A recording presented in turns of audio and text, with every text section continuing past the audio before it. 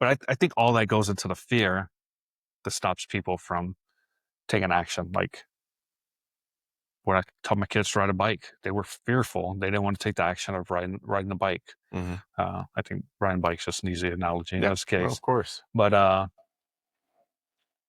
yeah, it's just you don't know what you don't know, and people always. I wish it's like the law of opposites or something like that. Like for every negative thing you have, there's a positive that can likelihood is just the same. Hmm. Law of polarity, maybe it's what's called. But like every time our mind goes negative, just say, well, this could happen, but what's the opposite of it? You know, Right. not happening, and kind of use that to take more action. Like I don't find that I'm very good at a lot of things, but I'm pretty willing to take action and just kind of like, let's see where this leads, you know?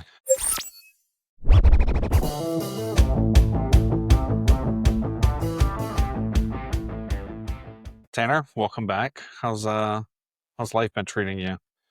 Pretty good. I had some out-of-state clients that have been spend the last 2 days just touring properties with them, and Is that it's why you dressed up all pretty for me today? oh, of course, every day. But I've been working with one of them for about 4 years now. He's bought a few deals with me and built a substantial amount of equity in him, and now he's ready to start leveling up in the game of Monopoly. And through how quickly he's grown, his brother took notice, who has rental properties, so he just sold one, is now doing 1031 exchange. And since both of them took interest, their parents, who have multiple paid off properties out west, um, they're now taking interest in the Omaha market. So just spending a lot of time showing them the numbers and walking them through when does it make sense to sell a fully paid off property and the stability that you get from that into a larger property that taking on some debt. And these are avid Dave Ramsey followers that, think debt's bad, but just basically opening their eyes to the world of possibility when their goal is legacy wealth, and still offering that stability, but even getting properties out here that will cash flow better with debt on them than they can get out west in their market, where their properties have appreciated a lot, but the rents haven't really kept up with it. So it's cool having these conversations and just seeing that years of work of not getting paid for these conversations, but just pouring into people and seeing them grow, now coming to fruition where we have multiple opportunities all at the same time. So walking through a whole plethora of different areas and finishes and building conditions, and just seeing them all side by side. I was able to arrange a lot of showings this week, so it's been pretty good. What are they looking for? What kind of Ideally, small multifamily. They want to come in with like 50% leverage and just buy multiple 4, 6 plexes. The biggest that we looked at was a 10, and so just combining the strategies between the Lincoln and Omaha market and seeing when it's beneficial to have that diversity. So, or gotcha? diversification. Anything else personally or others? Personally, no, I've been reading a lot. I mean, I've gotten pretty consistent with my routines. Our 19-year-old daughter just started being our accountability partner, so we meet weekly to go over our goals. And I'm focusing this year more on the personal goals of stretching and exercising daily and reading the Bible, my devotional. Um, I got the devotional and the Bible down, but stretching and exercise, that's maybe next year. Yeah, it's funny you say you're getting into routines. I feel like I'm struggling out of them, Hmm. so I haven't been as good. I've been traveled more for work and just got back from Louisiana this week, and it's when I'm on the road, it's always hard for me to maintain a routine. And then when I get back, I'm just tired or have some kind of excuse. So if I don't do it early in the morning when I'm alone, It's not happening. it's not happening. So it's Well, you ever want the accountability, just tell your kids your goals. yeah, There's no better accountability partner than kids. I've never done that, so I can't speculate. So Oh, they remember something we committed to 10 years ago. So, yeah. we say accountability. So the perfect segue. We talked about taking action, Hmm. and so many times in life, people, how to say this politely, they want to do something, but they never take the action Hmm. to do it. Oh, I had this great idea this one time, and they never do anything. Oh, I was going to do that, but they don't do it. It's always something, it's some reason that they don't. Uh, if someone's struggling with that, if you could give 30-second elevator speech of why they need to take action, what would you say?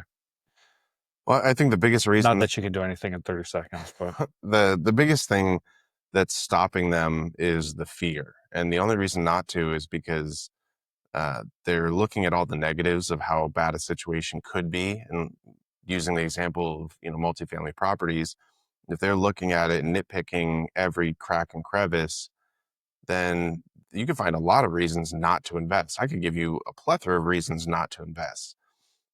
But when you look at the upside potential and weigh it against the downside risk, there's a lot more upside potential than there's downside risk. And there's no problem in real estate that um, can't be corrected by throwing money at it. And I say that lightheartedly because I do take, value in the money that it takes to maintain properties. But if we're in the due diligence phase of a property, you do a sewer scope, you do a roof inspection, you have the major, furnace, AC, everything inspected, and you know what you're getting into. And so I think part of it comes from the peace of mind of knowing what to look for. And if any of those things have issues, you compensate accordingly. I mean, if there's foundation issues, then it's probably not worth the price that, they're asking for it, then renegotiate. And if they're not willing to renegotiate, then okay, move on. But I have worked with so many clients that just find every reason not to do deals and they'll be stuck on the sidelines forever. So it's sure you avoided potential pitfalls, but you also missed out on tons of rewards. So I just think that most of the fear can be avoided just by doing thorough inspections and understanding what you're getting into fully, no matter what asset class we're talking so I understand if fear may stop them, but what if the flip side of that coin is fear can also preclude you from doing something great about. or retiring? Like, people always say, I want to retire someday, but your fear of not retiring could be a motivator to take action. I would, I mean, that's kind of my, Yeah, it could be. And I listened to a Cody Sanchez video yesterday where she was talking about the percentages of startups. And I think of getting into real estate investing as a startup. Like, mhm. so keeping those in the same terms, the percentages of startups that succeed when people take the leap, we've talked about, knocking down the ladder and going all in on it, versus the ones who keep working their W-2 job while they build this side hustle. The ones who continue working their W-2 job to offer that security are 33% more likely to succeed than the ones who make the leap. And so the number one reason is you run out of cash. And when you run out of cash, you're stuck and you can't go all in on your business. So I think being smart about it and staying in your W-2 long enough, to be able to build something that can support what you were making from your W-2 is a way that you take away that fear, and we break it down for the clients like how much do you want to retire with, and if that's $10,000 a month, then we need to make in the next 10 years you need to buy this many properties, and in the next 5 years pay all of them off, and you will have that the rest of your life. It's guaranteed. It's not speculative underwriting. It's if you buy this many properties and you pay them all off, you will have $10,000 a month in income. So then you break that down over 10 years. We need to be buying one property every year for this dollar amount and then snowball it the next five. And you can stop buying properties after 10 years and you will meet your goal. What happens more times than not is people meet that goal and they go, I kind of like this. And then they keep going. Mhm. And the people that are sitting here in year one or year zero, waiting to get into the game for the perfect opportunity to come, are going to miss that boat every single time. Yeah. And I, I think it is fear. I think I've told the story on podcast, one of the earlier ones, but I had my first property under contract, I don't think I slept for like 2 days. Like I was scared to death. Like everything in my head that could go wrong was going wrong in my head. Mhm. And at the end of the day, I backed out the contract because we had an inspection. Main thing was the basement walls, like when they do they check the sheetrock for Mhm. moisture. They were like full of moisture. Like his meter went to like 50% moisture, Mhm. and he said it pegged out, and it was more wet than that. So when you talk about foundation issues, I was like, oh, probably has a foundation issue. And Mhm. I was not in a um, hindsight. I probably could have done better with it. Could have got somebody out there looked at it. I just tried to renegotiate. They weren't having it. Uh, Ended up backing out. So So, but in that moment, were you relieved so that you didn't have to buy the property? I would say so, probably.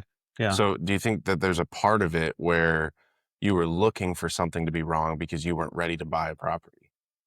Well, I ended up buying one like a couple months later. So, Right. So at that point, you but were ready. it's like riding a bike. And I don't mean like once you know how to ride a bike, you always know how to ride a bike. But when you start off riding a bike, you fall a lot. Mhm. Like you don't know what you're doing. The second time you get on the bike, you go a little bit further. You go a little bit further. For me, that's what it was. It was the first time I was scared. I didn't know what I didn't know. The next time, it was easier to go past that point. And then third time, every time just made it a little bit easier. Now it's just like, man, whatever. And then you get to the 50th and the 100th property you buy and so on, and you realize every step of the way that I still don't really know fully what I'm doing, but I know enough that where I'm not going to make that mistake, I'm not going to make that mistake. And then you get further and further along. And if you're sticking to the same strategy, it starts to make sense. And, Hmm. and all I'm suggesting is on that first property, and I've seen this plenty of times where everyone goes into it, excited. They put the offer in, they get it, and then they don't sleep. And then when the inspection comes back, they see a list of things that, to me, being experienced, I'm like, okay, so this will cost $3,000. This will cost $2,000. Let's go ask for credits. They don't want credits. Then you decide, is this deal that I was so excited about no longer a good deal because I have to pay 2,000 to fix something? More times than not, it's still a good deal. Like it's not as good of a deal, but $2,000 is not going to make you go broke. And people will back out for that $2,000 fix, which tells me that they were looking for a reason to back out. And there's more fear than the problem itself. And those people are not ready. And I can think of many situations where I work with clients. They saw a potential problem and they backed out of the deal. Luckily, my wife and I, we found another buyer. We're like, I know if it's a good deal, I'm going to find someone to buy. Found another buyer to come close on the property. And that thing that the first person was afraid of never happened. And we know because that person, the second buyer, still owns the property. So this thing that they thought could potentially go wrong for $50,000 never happened. I give you a prime example. The six-plex I bought, she helped me with. Mm. We did the due diligence. I don't know if you remember, but in the basement, there was a Y cast iron pipe. Mm-hmm. Top part was rotten. We had it inspected. And when they put the camera down, he said it was nothing but cloudy. They couldn't get past the thing. Said there was belly rot, yada yada. Mm-hmm. So, and we already knew the top part because you could visually see the top part was old and Right. becoming brittle. So, got credits on it. Mm-hmm. Came back, had somebody else come out, cameraed it. Uh, what turned out to be, they should have had what's called a sweep, so it goes down gradually. They put a T Mm-hmm. on it. So when that first guy came in and dropped the camera, he was just hitting the bottom, and just an inexperienced guy, I guess. Uh, so instead of having to replace everything, I had to replace the stuff that we could see visually up above, and then break up the concrete and just basically replace that. The T. The T with a sweep, Mm-hmm. and so what could have been $10,000, $12,000 was $2,000 or something like that. But I But don't that remember the exact numbers. But someone who's not ready to make a purchase would have seen that and been like, "Oh, I'm backing out." Like this, they won't even try and renegotiate credits, and even if they do, that's enough of a reason. And so it's like it's almost like the straw that breaks the camel's back. It's the littlest thing, and I not that sewer problems. I've dealt with sewer problems that are 10, 20, 30,000 dollars, so they can be more serious. But I've never come across a deal that was worth walking away from for those kinds of fixes. Like, and that we've had under contract. I've seen them. ahead of putting an offer out and we underwrite for it and we say, okay, assuming that they're not going to give you any credits for this doesn't quite make sense. So we don't offer them, you know? Yeah, I guess. Yeah, it, I'm kind of off subject a tad, but it's the fear, going back to what you said earlier, that, well, now I got to renegotiate. I got to do this. I got to, what if they don't give me any credits? And Mhm, it's kind of, I know one of the big things in commercial is retrading. Like, mhm, uh, people hate that. But if it's something you don't know, like a sewer, mhm. uh, that's not really retrading. Right. And It's it's, discoveries made while yeah. inspecting. Yeah. So, but I think all that goes into the fear that stops people from taking action. Like, when I taught my kids to ride a bike, they were fearful. They didn't want to take the action of riding the bike. Hmm. I think riding bike's just an easy analogy in Yeah. this No, of case. course. But yeah, it's just you don't know what you don't know, and people always. I wish it's like the law of opposites or something like that. Like, if every negative thing you have, there's a positive that can likelihood is just the same. Hmm. Law of polarity, maybe that's what's called. But like every time our mind goes negative, just say, well, this could happen, but what's the opposite of it? You know, Right.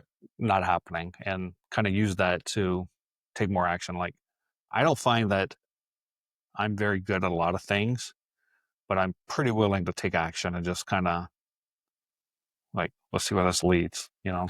Yeah. And that's, I mean, I've heard the ready, fire, aim, the building the parachute on the way down, all that stuff. Like, I get it. Like, those are good analogies. But I think even people who take action don't take blind action.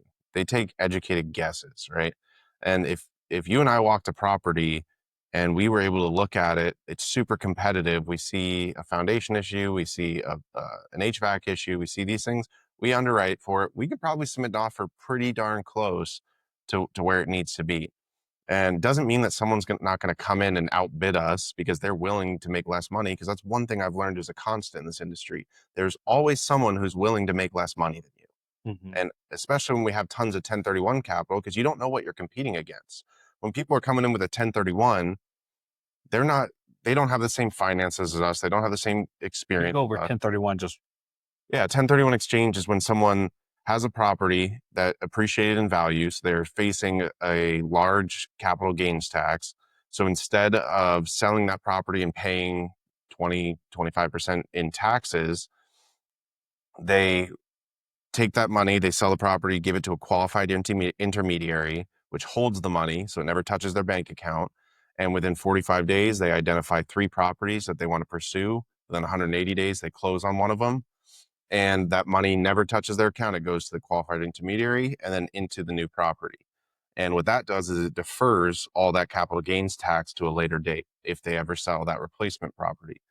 And so by doing that, they are looking at, let's use that plumbing example, a $10,000 plumbing issue as much cheaper for them to have to stomach on their own than the 40, $60,000 in taxes they would have to pay. So they're willing to take on that cost. So I think that the clients that I've worked with where they bid on a property and they're like, they got their numbers straight. They're like, okay, I got it to a 7% cash on cash return at this price. And then they get outbid and they're frustrated. Like, what? Well, should I have paid more? No, you shouldn't have. Because for your underwriting, it made sense. For someone who's facing a large tax liability, they don't care about taking a loss on this property because that loss is cheaper than the taxes they would pay. So I think that's one of the frustrations. And then I see people running in and making mistakes by, putting in multiple offers, getting beat out, or then when they finally get one under contract, then they're like, "Oh, I won one. There must be something wrong with this." Mhm. And then that's where they start that it's the reticular activating system. If they're looking for a reason to back out, you will find it every single time because real estate has problems. Yeah. But like I said, there is no problem that can't be solved just by throwing money at it. Windows, you name it, all of that can be fixed. The only thing you can't change is the location. What about in other areas of life outside of real estate? What are some areas that you see people hesitant to take action? Health. Health. I think health is one thing that's easy to kick the can on. If people are having health problems and keep kicking it, down the road until it's a big issue. Well, sometimes it's too late. And so I think that's one area where being as educated as possible and then making conscious decisions with the information. I think it's the plausible deniability that they just would rather not know because then there's nothing wrong with them. No one's ever told them there's something, and so I think getting ahead of those kinds of things and taking proactive measures of being more healthy is, exercise. Maybe that's the conviction here, but being proactive with those things is one area where taking action sooner. If you say, I'd really like to get in shape, okay, do it now. Go do push-ups, 5 push-ups right now. Like, what's stopping you? And those things, it's like, I'll start tomorrow.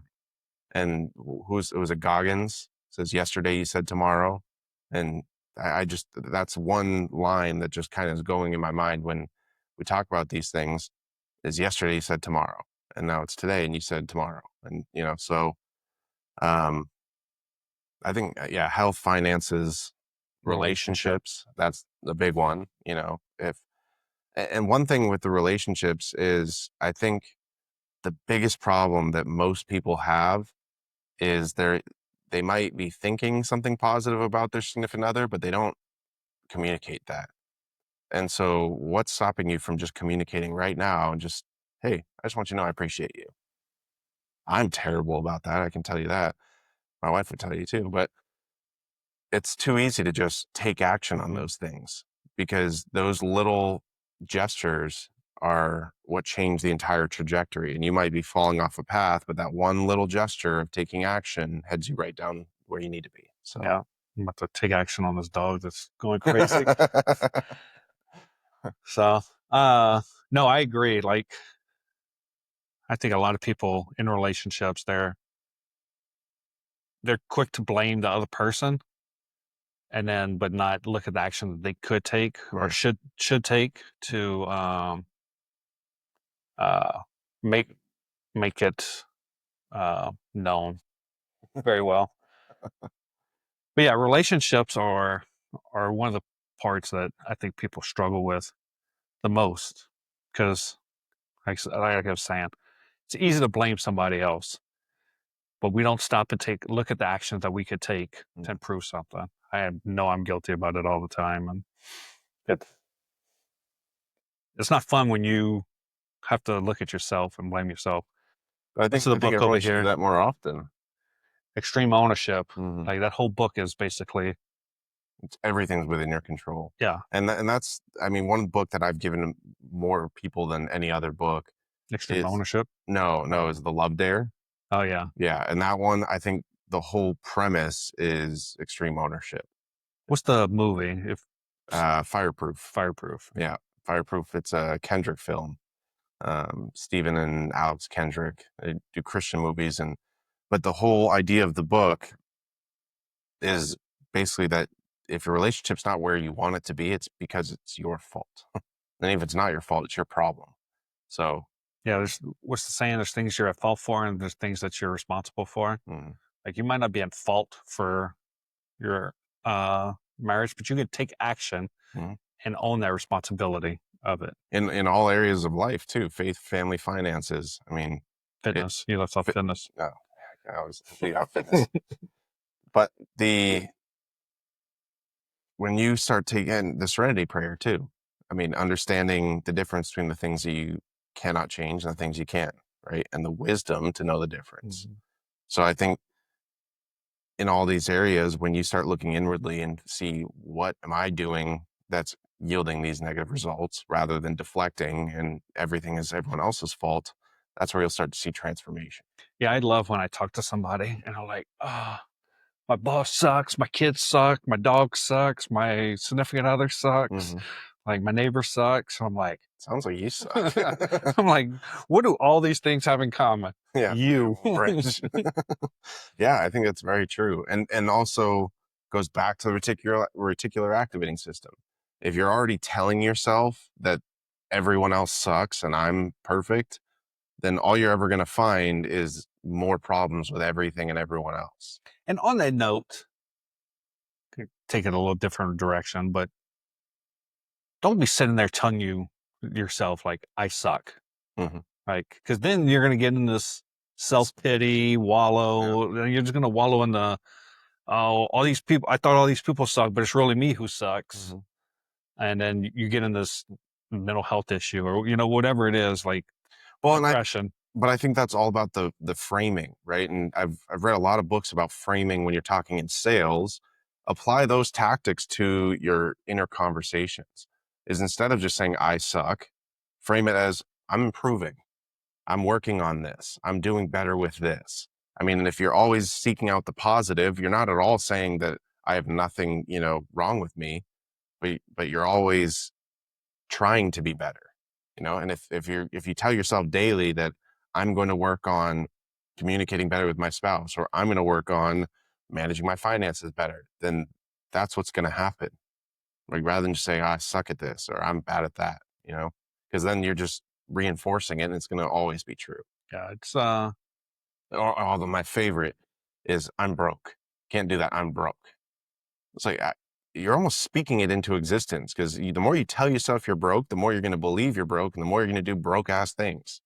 I wish I could remember who it was and what his quote was, but uh it might have been Myron Golden. But anyhow, you're basically saying like being poor is a state of mind, Mm. not a financial situation. Yeah, And it goes back to your mindset. And I I love when people say I can't afford this or yeah. I'm broke, and the question is why, Hmm. And especially in America.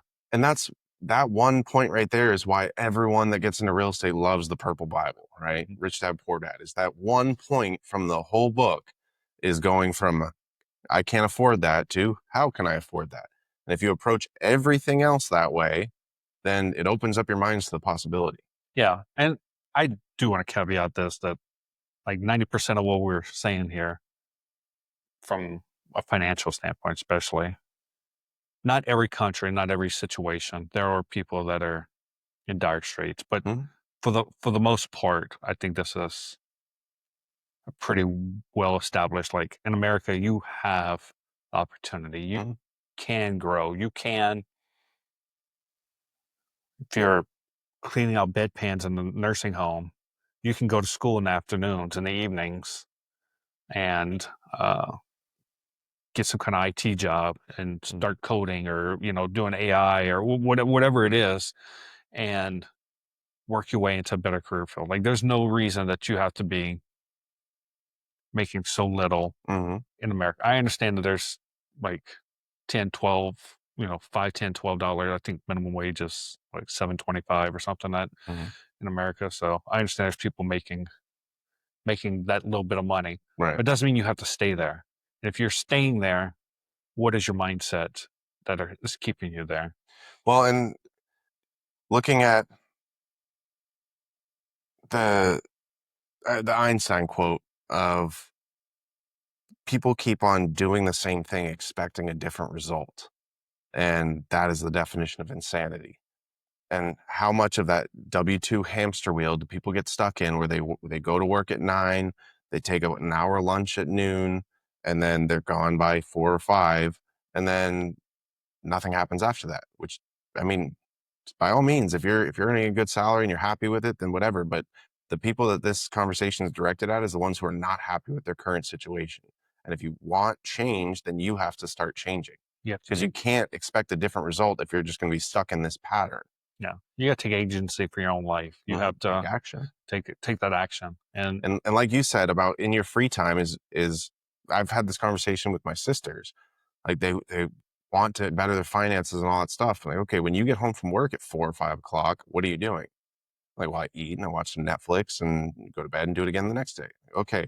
Well, if you just replace that 3 hours of put Netflix, freedom fighters on. yeah, with listening to this podcast, well, if you replace that 3 hours of just learning a skill, you can go take online courses for medical coding that cost you, whatever, 300 bucks a class, and learn that skill and then start doing that in your free time. Then boom, you just created another revenue stream. And we've talked about before the bucket of your finances.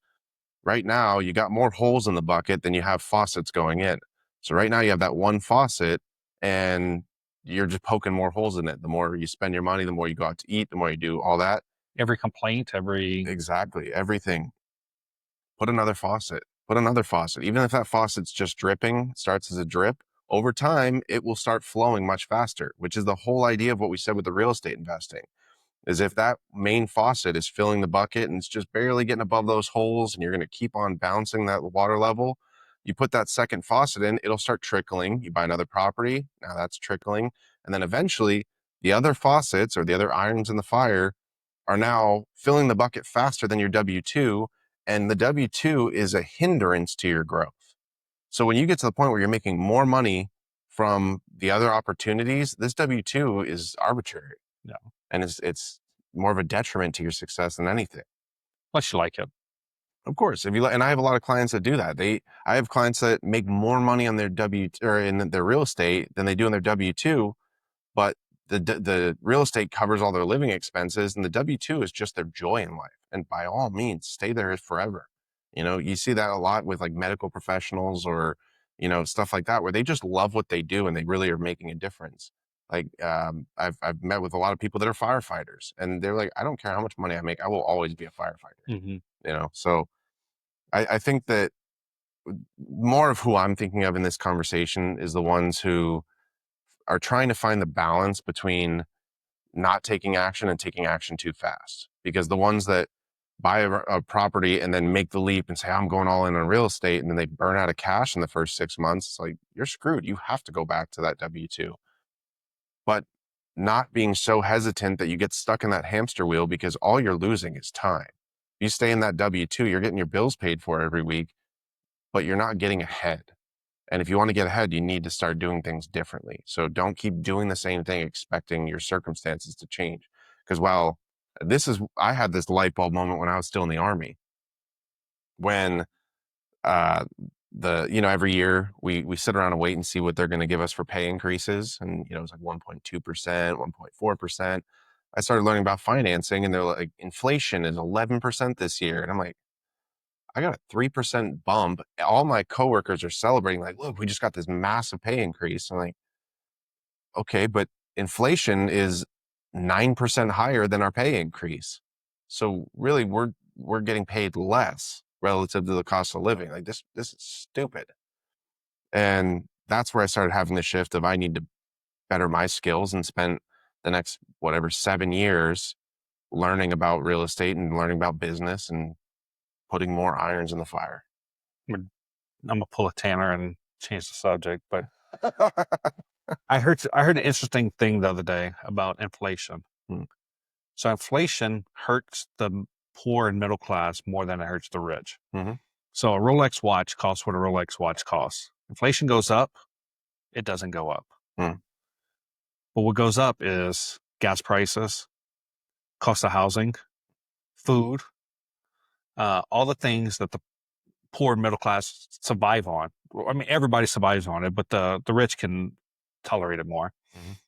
So everything that you're normally spending is costing more. So that 11%. So like when they take an inflation number, it's across the whole board. So those rich items that aren't really going up in price, they're actually lowering inflation percentages Mhm. while your food and everything's going up.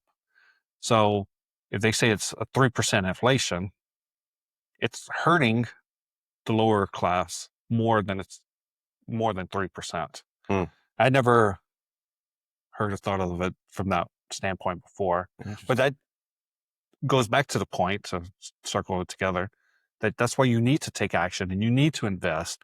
And okay, it doesn't, we both invest in real estate, small businesses, whatever. It could be the stock market. Like Mhm. at least it's beating inflation. Well, we talked about the automatic millionaire, right? Yeah. Yeah, the whole premise of just taking a small percentage of your paycheck, and at the very least, even if you just say, I'm setting aside 2% of my paycheck every month, and you take that, you buy, SPY, S&P 500 stocks, and just dollar cost average every month, 2%, just set it aside. That will still set your life up better than just doing nothing. Yeah. And it's just crazy that, I hear people complain all the time. And why? Mm. Like, what can you do or what's complaining do to fix the situation? Like you're wasting a lot of energy on complaining. Like you could be taking the same energy. Like my kids will do this. Like, oh, I don't want to. Like, hey, I need you to go clean the bathroom. Oh, I don't want to. I want to play this video game. They'll sit there and argue and complain about it for 15 minutes. It's like you could have cleaned the bathroom in 5 minutes. Mhm. And that's what people, I mean, I'm convinced of some kind of, at least in America, I can't speak for across the whole world, but some kind of mindset that we circulate throughout our society Mhm. and keep people from doing what they could be because we help make excuses for them. Oh well, they're this, they're that. Yeah. So Yeah, and I think even buying treasury bonds or doing something like people say, "Well, why would I invest my money? Like I'm alive now. I just want to spend my money now." I mean, you're setting yourself up for tomorrow. And if you every month for a year or for every month for 5 years buy 5-year treasury bonds, then at the end of that 5-year period, you start to get the fruits of your labor. And for every month for the next 5 years, you have checks coming in. And yeah, so it's like it doesn't take a lot of discipline to do those same things. thing with working out. You don't stretch for who you are today. Mhm. You stretch for who you want to be when you're 70, 80, 90, 100 years old. Yeah. You don't work out for who you are today. Like realistically, we're stronger than you need to be. Mm. Most people in your 20s, 30s, 40s, but we quit working out, so we aren't strong enough when our 70s, 80s, and 90s. Yeah, And absolutely. so, if you just do a little bit each and every day, just take that little bit of action. And Hmm. I feel like I'm preaching to myself right now, No, uh, sometimes that's how the conviction comes. but yeah, it's doing that little bit each and every day, being disciplined, taking that little bit of action. I think helps. It's just I wish I could be like this podcast is about the one thing that will help you get up off your butt and take action, but it's so hard. Like Mhm. it's So I mean, closing thoughts. I think conditioning yourself to be the type of person that takes action and honors your word to yourself, I think that's the first place to start. And if you say, I'm going to do 10 push-ups today, one push-up today, something, put it on your timer, on your alarm. When that alarm goes off, doesn't matter if you're in the middle of a grocery store or you're sitting at home on the couch. You get up, just do that one push-up, and then start becoming the type of person who does the things you say you're going to do. Because every time you say you're going to do something and you don't do it, you are subconsciously admitting that you're a liar. And you might be the most honest, integral person to everyone else, but the more you lie to yourself, the more that you don't honor your word. yeah. I heard one time it's you're the only person that heard 100% of your lies. Mm, that's good. Yeah. I like that. So But so what, I mean, what are your closing thoughts as far as becoming the type of person to take action? I think first of all, to your point, doing one push up, one pull up, one sit up.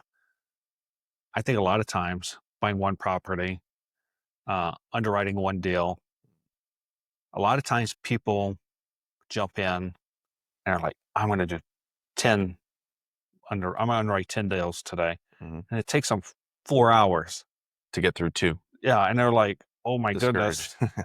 But not realizing that if I just do one a day for 100 days, they're going to get faster. Mm, It's going to become easier. If I do one push up every day, and one push up is going to turn to two push ups, I'll turn to three. We try to go and like, I'm going to work out for 3 hours today. mhm. And you make it the first day and you wake up the next morning, you sore as hell. Yeah. And you're like, I'm never doing this again.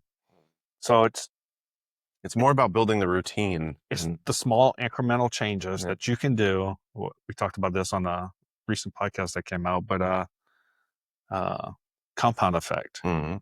Like it's just doing those small incremental things. Like Rome wasn't built in a day. Whatever your goal is doesn't have to be accomplished in one day. Yeah. But I keep saying this. I feel like I'm picking on every American when I say this, but we have this instant gratification culture here. Like you go to these real estate meetups and Ted will ask somebody like, who has looking to buy their first property? Who has 1 to 3 properties? Who Mhm. has 10 properties? And you see these people like who has over 100 properties. You see people raise their hands, and you're like, oh, I want to have over 100 properties, and I need to get there today. But they're not willing to do the things that it takes to get there. Well, they don't even realize the things it takes to get Yeah. there. Yeah. So, but yeah, and so they go full bore. They Mhm. lose all their money. They run out of steam. Whatever it is, but Mhm. the excuses are plentiful. There's a meme that I saw that's perfect for this. There's, you know, someone saying, I'm going to go out and go for a walk, or I'm going to go for a run today. And they go outside and they look up and it's a bright blue, sunny day, but there's one cloud. And they're like, it looks like it might rain. I better stay in. Like, if that isn't the perfect analogy to how people go through life, it's like you're just looking for that one excuse not to do something. Yeah, and that's what you start off with accountability. So I do that ruck club on Hmm. Saturday mornings, and so we did 12 miles last week. So it was a Go Ruck event. It was a virtual event, and we had to do 12 miles in less than 3.5 hours with a minimum of 20 pounds. When you say virtual event, like you're FaceTiming or? No, so Go Ruck hosts like in person events, Mm, and they give you a patch and all that for it. This was what they call virtual events. So you just do it on your own, but okay. they call it virtual. I So say like there's no Minecraft. You know? no because like I did another Go Ruck. I forgot what it's called, but it was a 12 mile. Mm, They like 12 miles for some reason. mm, Um, but it was like they flew a guy here, mm. and he Oh, gotcha. he Okay. he did the whole thing. They had the That route, helps and too. you had to check in and stuff. This Mm, is just one that you what's on the honor system. no. So, but Huh. anyhow, what I was going with that is like you had these group of guys, and hey, we're doing this on this Saturday at this time. Who's in? And now you've already spoken it. Like Mm, when I woke up last Saturday, the last thing I wanted to do at 6 o'clock in the morning was get up and go out because it was 33 degrees and raining, and mm, it was just like miserable weather, mhm, and it's just not fun. But having already committed to it and having accountability mm. made me take the action. Yeah. So And I think that it goes into the ice baths and everything like that. It's more about conditioning your mind to control your body and do things that you don't want to do more than anything. So, yeah, science on that ice baths are a little wonky, but I well, do as far as agree. the From health benefits, I don't know. I think of it more of a oh mindset. yeah, I think it's definitely a mindset because Because, I got my mindset on never doing it. right.